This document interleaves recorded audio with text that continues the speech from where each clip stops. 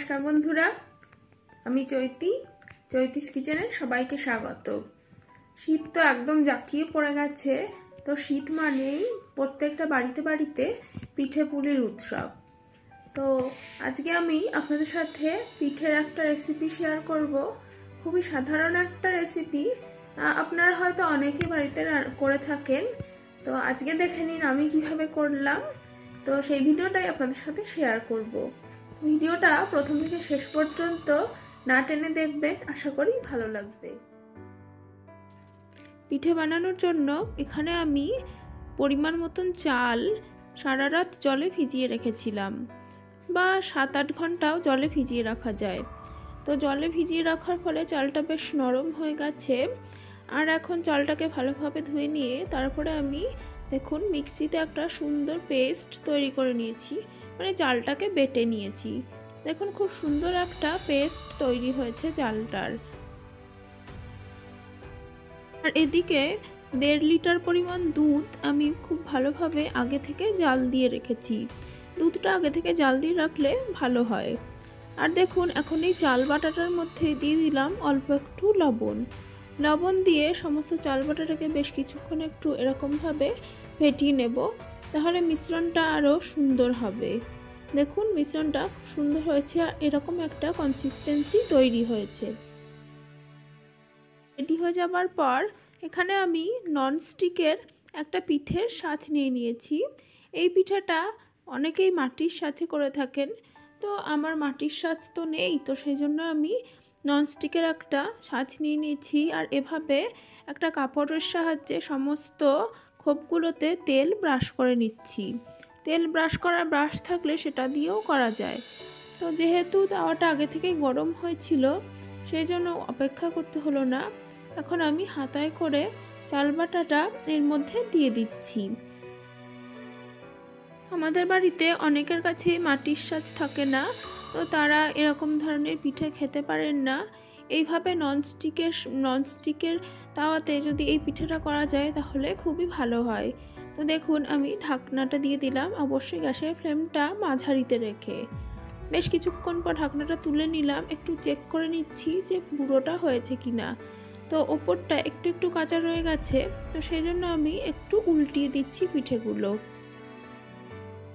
সমস্ত পিঠেগুলো একটা একটা করে এভাবে উল্টিয়ে দিচ্ছি, যাতে করে পিঠের অপর পার্শ্বটাও ঠিকভাবে হয়ে যায়।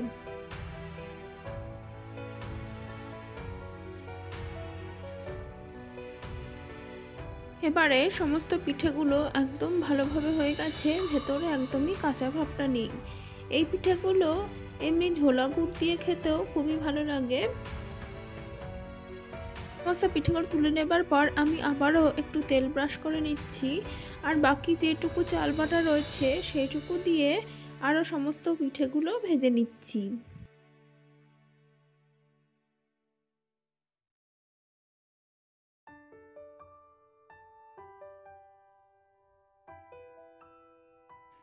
সমস্ত পিঠেগুলো আমার খুব সুন্দরভাবে ভাজা হয়ে গেছে। পিঠেগুলো খুবই সুন্দর হয়েছে, তবে মাটির সাথে যে একটা মাটি মাটি গন্ধ আসে সেটা তো আসে না, তবুও যাই হোক হয়। তো দেখুন আমি দুধটা আবারও জাল বসিয়ে দিয়েছি, আর এই যে দেখুন দুধটা ফুটে উঠেছে। দুধটা ফুটে ওঠার পর ভেজে রাখা পিঠেগুলো আমি এতে অ্যাড করে দিচ্ছি। এই সরা পিঠে বা এটাকে বলা হয় দুধ চিতই পিঠে, এটা বানানো খুবই সোজা। শুধু আমিও প্রথম দিকে একটু ভুল করে ফেলতাম, কিন্তু এখন মোটামুটি পারি, তো সেই জন্য ভিডিওটা আপনাদের সাথে শেয়ার করছি। সমস্ত পিঠেগুলো দিয়ে দিলাম, এবার ফোটা পর্যন্ত অপেক্ষা করব। দেখুন সমস্ত দুধটা ভালোভাবে ফুটে উঠেছে। বেশ কিছুক্ষণ ফোটানোর পরে আমি দিয়ে দিচ্ছি ঝোলা গুড়। আপনারা এখানে পাটালি গুড়ও দিতে পারেন। তো ঝোলা গুড় দিয়ে দেওয়ার পরে যেহেতু পাতলা, তো সেই জন্য দুধটা একটু বেড়ে যাবে, সেজন্য আরও কিছুক্ষণ ভালো করে ফুটিয়ে একটু ঘন করে নেব। আর এই পিঠের রেসিপিটা বেশ অনেক দিন ধরে রেখে খাওয়া যায়। রোজ জাল দিতে দিতে সবার শেষে যেটুকু পড়ে থাকে সেটুকু খেতে যেন আরও বেশি ভালো লাগে, কারণ তখন দুধটা আরও বেশি ঘন হয়ে যায়। তো আমার মনে হলো যে এতে আরেকটু গুড় প্রয়োজন, সেই জন্য আমি আরেকটু গুড় দিয়ে দিলাম। এবার সমস্তটা ভীষণ ভালোভাবে ফুটিয়ে নেব।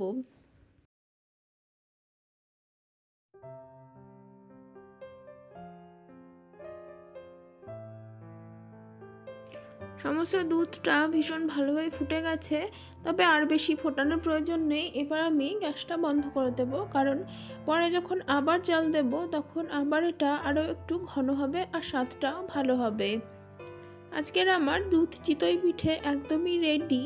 আমি বাটিতে সার্ভ করে দিচ্ছি। তো বন্ধুরা, আমার ভিডিও আজকে কেমন লাগলো সেটা অবশ্যই জানাবেন।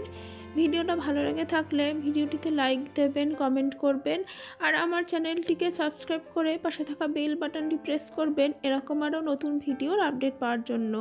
ধন্যবাদ বন্ধুরা।